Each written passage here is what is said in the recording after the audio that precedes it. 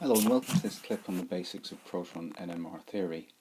What we're going to look at is extending some of the basic NMR spectroscopy theory you have picked up from your studies of carbon NMR spectroscopy to apply it to high resolution and low resolution proton NMR spectroscopy. This includes the splitting of the peaks, the use of integration ratios, and using deuterated solvents. These are things that aren't necessarily used quite so much in carbon NMR spectroscopy, which is a more simple layout of the spectrum.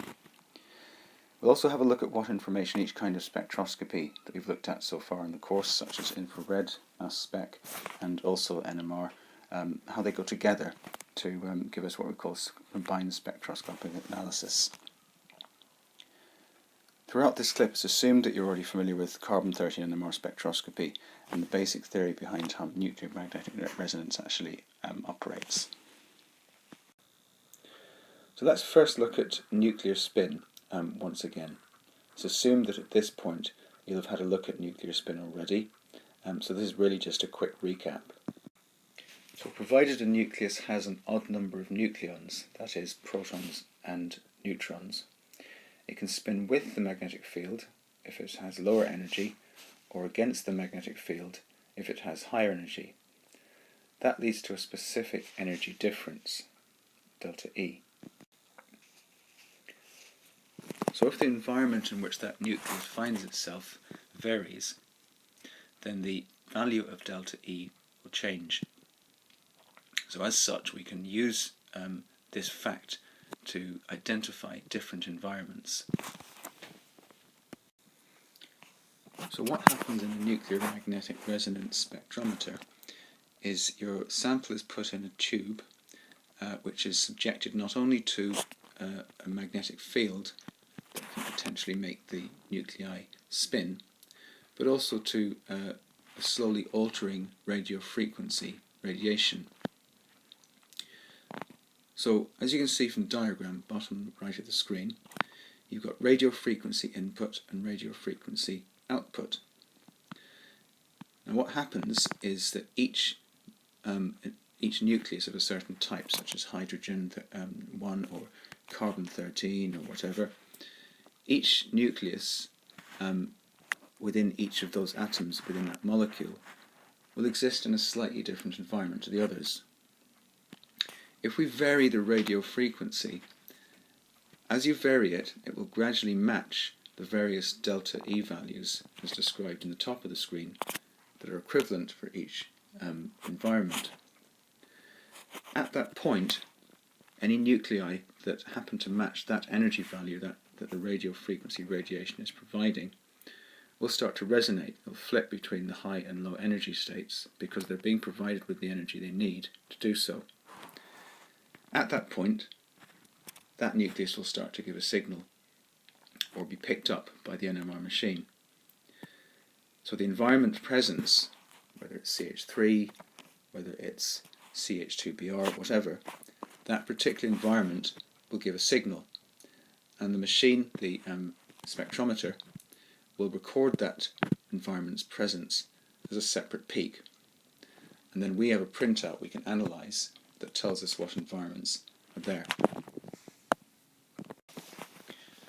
So just like in carbon NMR spectroscopy, you have a range of environments that proton NMR spectroscopy can tell you or identify.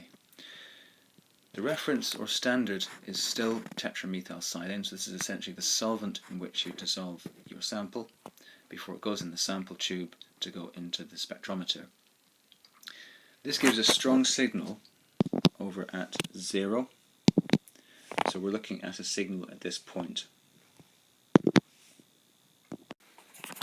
So just to recap, it has several advantages.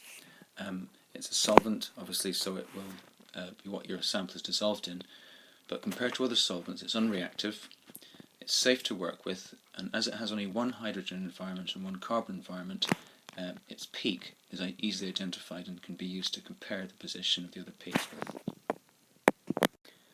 So now let's look at the idea of low resolution proton NMR spectroscopy. So we're focusing on hydrogen environments here compared to high resolution proton NMR spectroscopy. If we look at the top of the screen on the left, you can see a low resolution spectrum for methyl propanoate as an example. So if we take each of the individual proton environments in turn, let's look at the one on the far right of the molecule. So if we focus on these ones here, that will be this peak at this point. So I've temporarily removed the high resolution spectrum from the screen just so we can focus on the position of the peaks first. So if we look at the extract from the data sheet at the bottom, the peak we're looking at here is the one I've highlighted. If we now switch colours and go to another proton environment, let's look at the CH2. That will obviously be this peak here, which corresponds to this peak here, the one in the middle.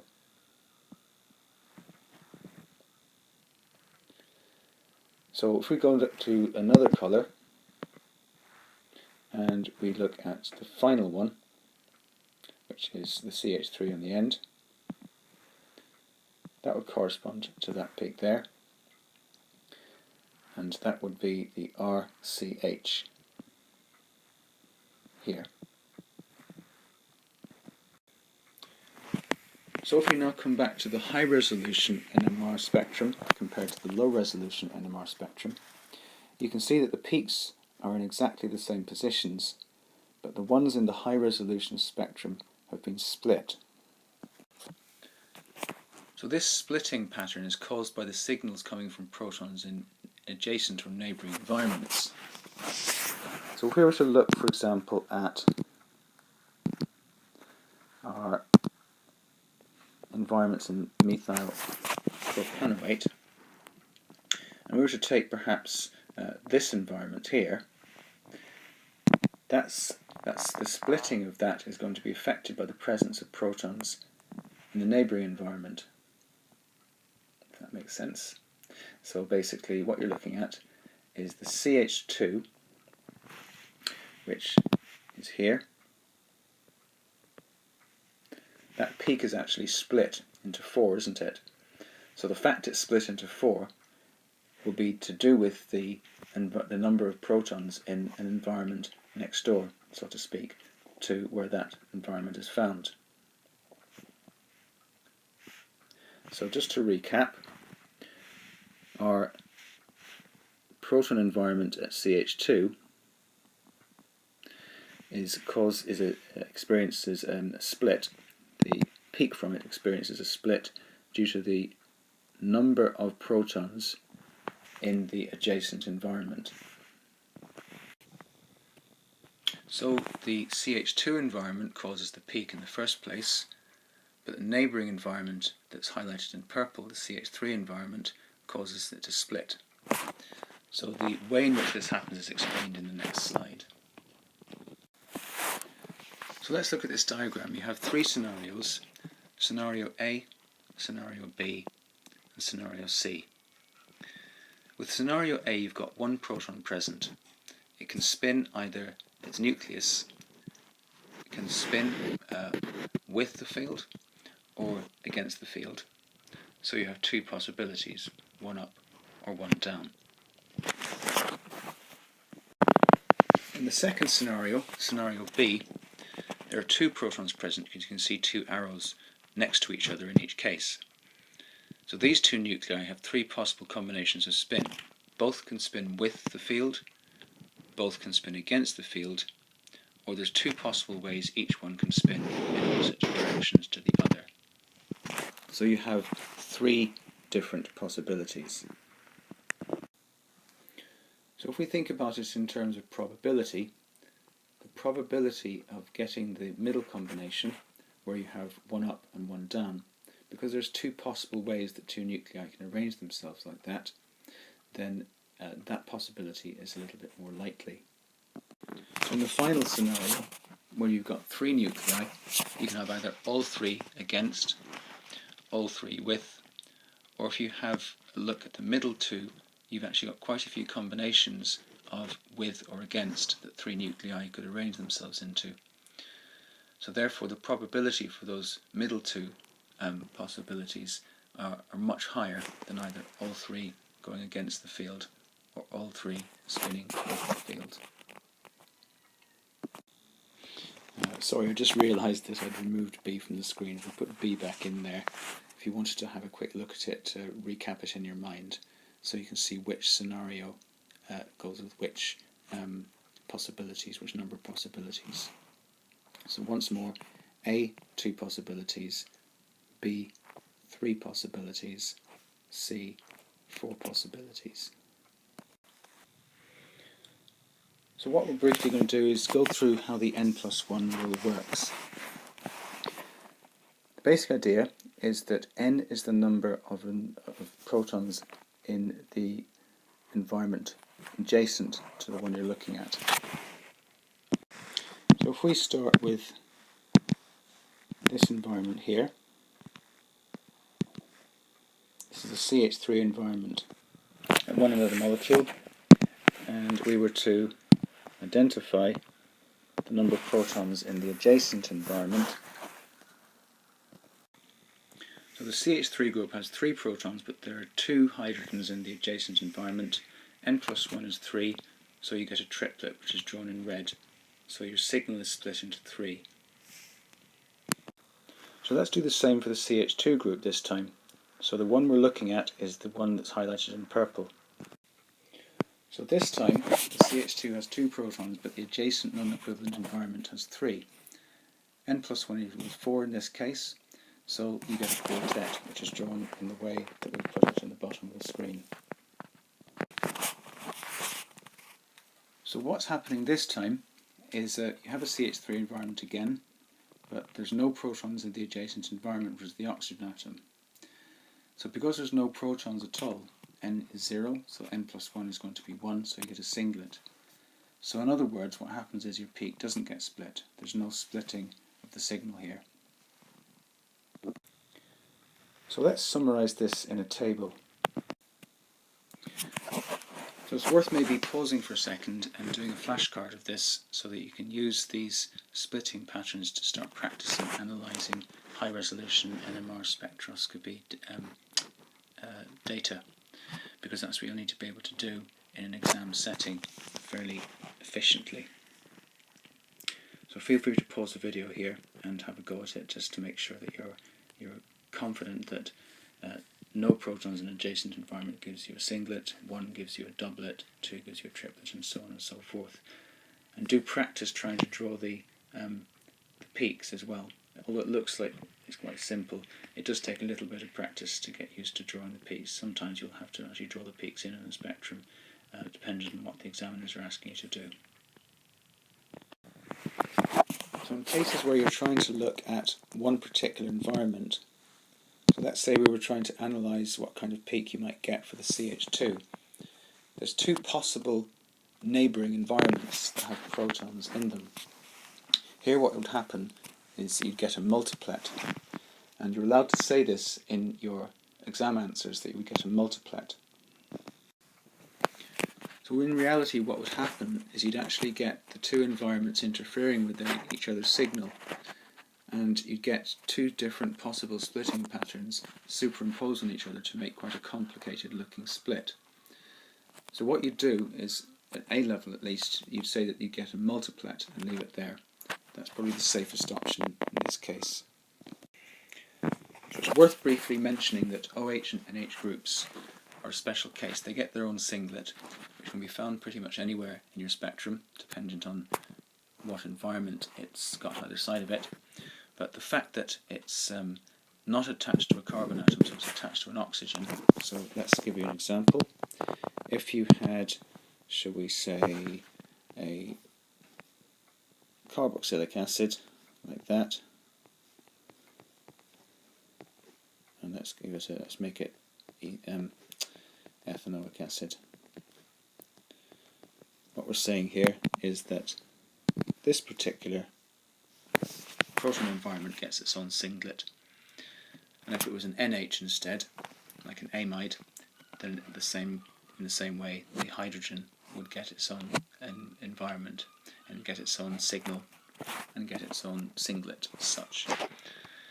So if in your molecule that you're trying to deduce the structure of from your spectrum, you can't account for the presence of a singlet that's there, always keep in mind that it might be an OH group or an NH group somewhere. So let's have a go at analysing a spectrum using the n+1 rule.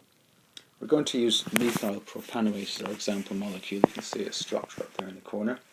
And I've left the data sheet at the bottom. Now, when you're doing your analyses, you always have your data sheet with you. You can use your data sheet obviously in exams because it comes with a periodic table, so you have nothing to worry about. You don't have to go and memorise all of these positions and peaks. But you do have to be able to use the data sheet to analyse what's going on. So let's start with this triplet. A triplet is caused by two protons in the environment that's adjacent. So the peak is actually generated in that position, that particular chemical shift value, by this one here. But the splitting is caused by these two here. So it's a CH2 is adjacent to where your actual peak is generated. So the position in the molecule and the position on the chemical shift scale should be the same. So let's go through that one more time. The position of the peak on the scale is determined by the actual environment.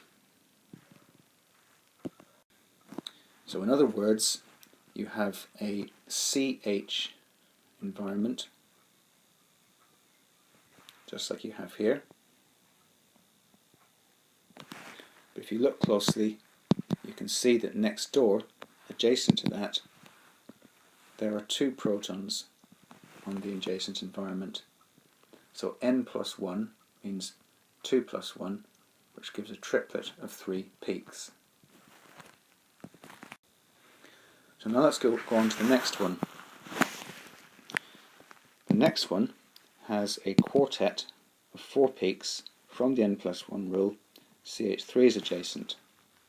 So what you're doing here is you're looking at this as your environment. This still sits within the carbon-hydrogen proton environment, as in the proton is bonded to a carbon, which is bonded to an R group.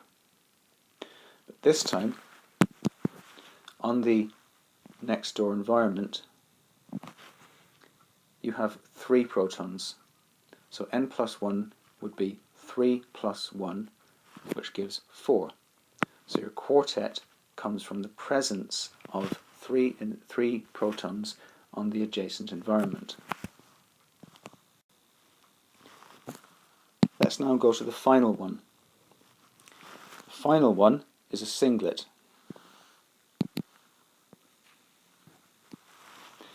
Now, look at what it says. No hydrogens on the adjacent carbon. So that peak's quite tall, isn't it? There's a lot of area underneath the peak. So therefore, that environment there, which is still within a carbon-hydrogen, but this time the carbon-hydrogen is bonded to an oxygen. So the carbon that those protons are attached to is bonded to an oxygen. So it's a slightly different environment to the others.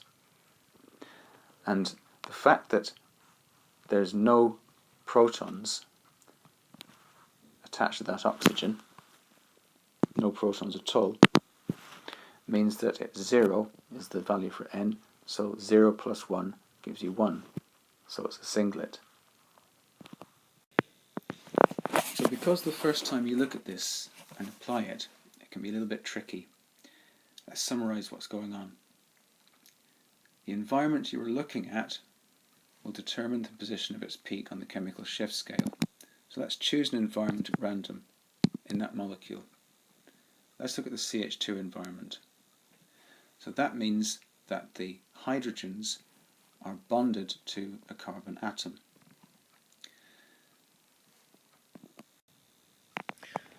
So looking at that, that's actually an oxygen double bond carbon bonded to another carbon with a hydrogen bonded to that. So in other words, what we're looking at is this environment. So that CH2 has hydrogens bonded to a carbon, which is bonded to another carbon, which is bonded doubly to an oxygen. So that would be this environment here, which would be this position here, between 2 and 3. But in the adjacent environment, there are 3 protons. Hence why it is split into 4, because 3 plus 1 makes 4. The n plus 1 rule has been applied. If we were to now go to this environment,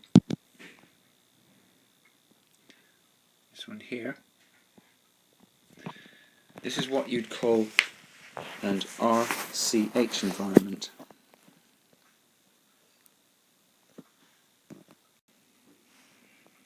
Hence its position on the chemical shift scale between 1 and 2.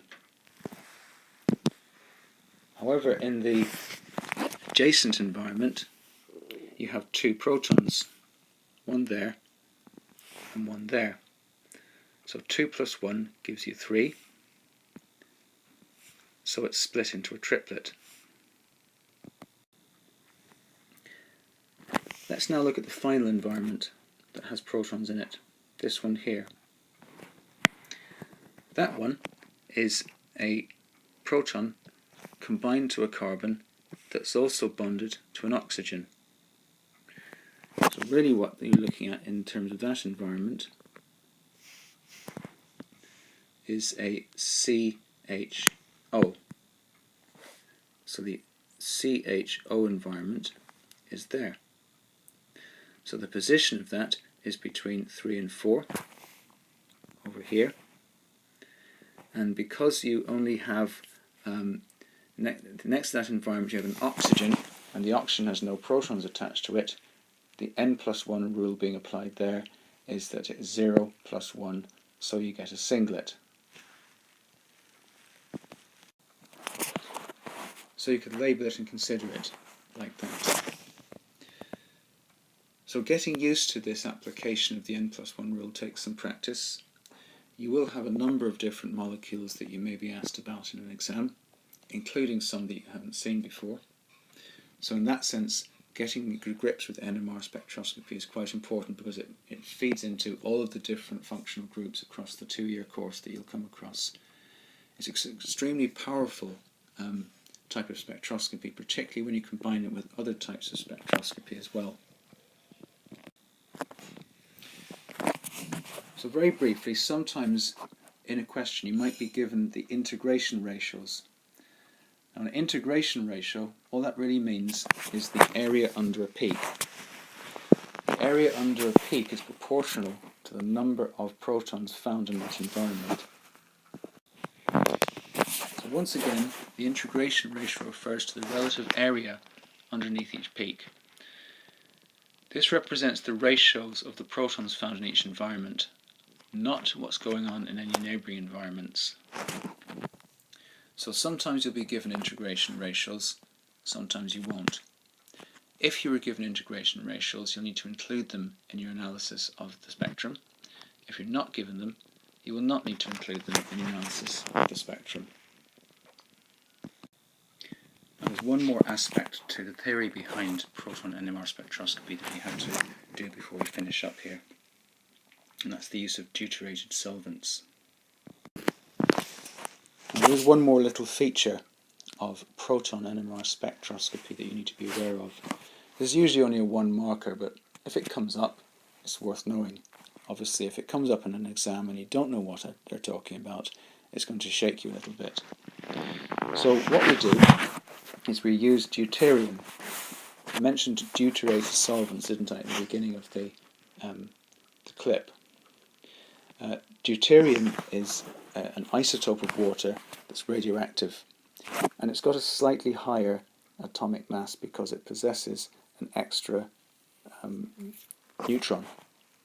So as such, it's called D2O instead of H2O.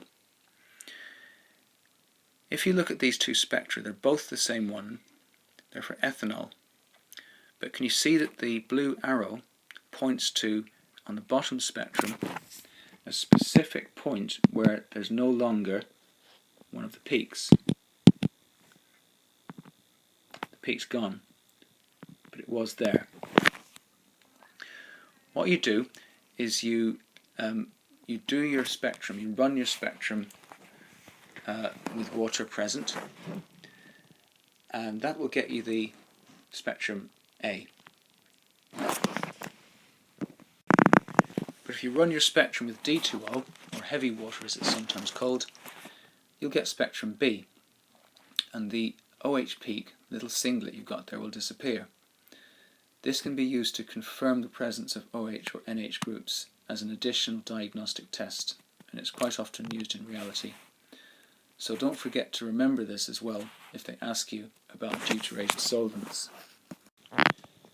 So you may occasionally come across a question that mentions CdCl3. All CdCl3 is trichloromethane, CHCl3, very common solvent. But what's happened is it's been converted to CdCl3. So what the presence of the deuterium does is it replaces the hydrogens in the OH and the NH groups with deuterium atoms instead.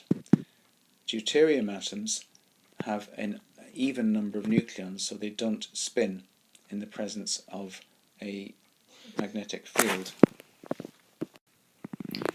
So that's the actual technical reason we make use of deuterium. So don't forget deuterated solvents or using D2O. I'm just going to add a slight correction to what I've just put there. Deuterium atoms have an even number of nucleons, but it's their nucleus, the nuclei that don't spin. It's not the whole atom that spins, it's the nucleus. So just a slight correction to what I said there a couple of seconds ago. Apologies for that. So you've got to remember it's the nucleus that spins in the presence of a magnetic field. If you look at the idea of combining all three types of spectroscopy, IR spectroscopy will tell us the bonds that we've got, and from this we can try and work out the presence of functional groups. So between these three types of spectroscopy, we've got a very powerful way of working out what a molecule in a sample actually is. So this is what follows up from common laboratory tests that we do in test tubes. We then undergo spectroscopic analysis, and then this finally confirms the presence of the molecule. So combined spectroscopic analysis is used in forensics, for example. This will produce evidence that it's admissible in a court. This produces evidence that a diagnosis would be made on.